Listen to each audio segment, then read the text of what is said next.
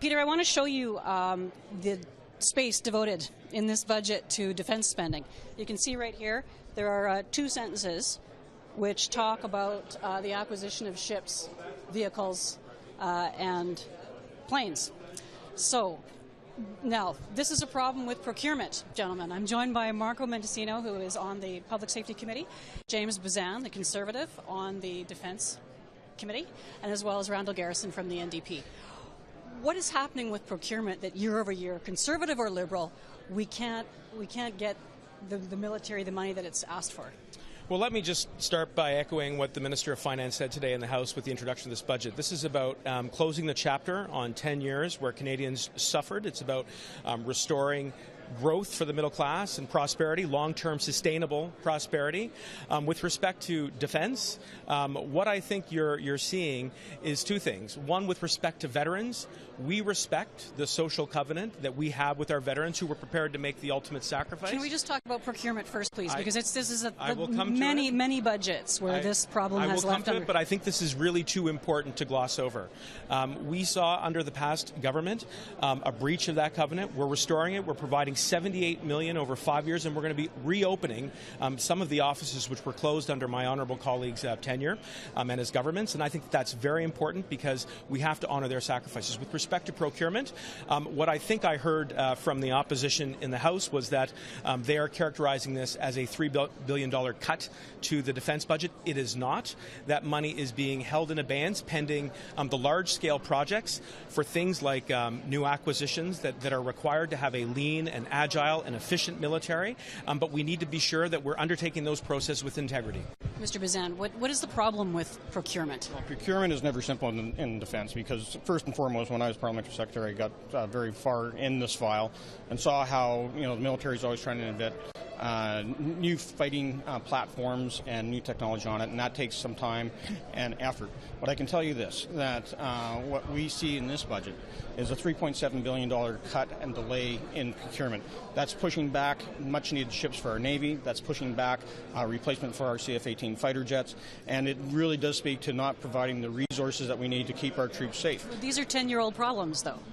But we actually, during our tenure, we invested in heavy lift. We saw the C-17s, the C-130J Hercules aircraft. We replaced the maritime helicopters finally that the Liberals had previously canceled. We finally got the Cyclones in place. We bought new tanks. We got the labs all upgraded. So we made major investments in military, and the Army, the Air Force will tell you how well they did through our tenure. What we're witnessing today is that they're not going to have any decisions made to replace any equipment over the next 5 years. That puts them at risk, especially on a day like today where we've seen the attack of ISIS in Brussels, where innocent civilians were killed by terrorists, and we need to continue to be involved in these battles. And this actually maybe speaks to what the Liberals are really all about, is that they're making the pivot away from combat to peacekeeping, and they don't see the need to have equipment to defend our sovereignty. Mr. Garrison. Well, I think what we've seen today is the Liberal government admitting that, just like the Conservatives, they're not going to deliver the equipment that the military needs in a timely and efficient fashion. And whether or not it's a cut, we all know that when you push off procurement for 5 years in the future, you increase costs. And so at some point, either the Liberals are going to have to produce less equipment or less capacities than the Canadian military needs with this money. So it's a very, very disappointing budget for the Canadian military and for security of Canada. What do you think Canadians think about defence spending? Well, we've seen two governments in a row mismanage procurement, and they're beginning to wonder what the real problem is or why we can't get down to producing in a timely fashion. And I think it's a question that needs to be asked of the Liberals now, just as we were asking of the Conservatives. But thinking of the delays, do you think that this government and others will ask what Canadians are willing to set aside or give up for defence spending? Well, let me just say on procurement that the numbers matter, the business cases matter, and we are going to undertake this process with integrity. We are going to make evidence-based decisions which are in the best interests of all Canadians and Canadian security. And with respect to what my honourable colleague from the Conservative Party said, the opposition, look, Canada has a proud tradition of providing peacekeeping efforts across the entire world. That is not something to be ashamed of. That is not something to be dismissive of. And with respect to the fight against ISIL, we are continuing to play a robust role by providing training to the local individuals so that they can defend themselves. We're continuing to play a robust role with NATO, and this is consistent with our finest traditions. But do you think the trouble with procurement is something to do with priorities or is it inefficiencies, or something else? I think that the trouble with procurement is that under the past governments, we saw it politicized.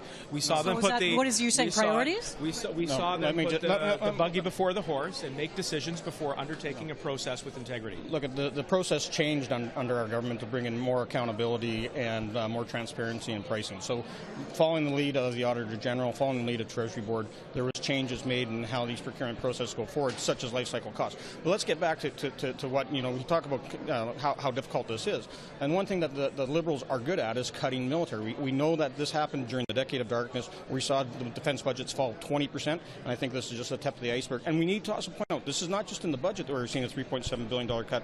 The main estimates show a reduction of $400 million in the operating budget of national defense. Do you think Canadians are concerned about that?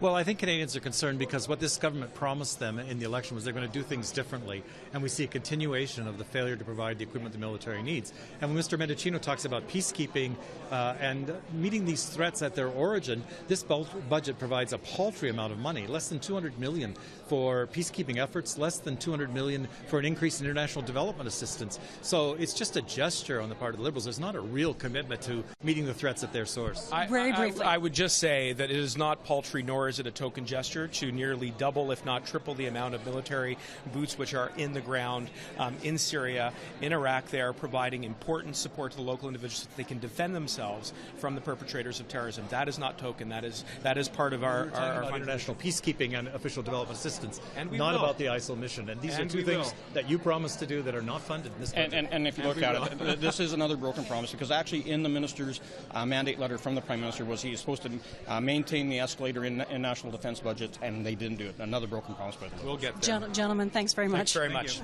Take care.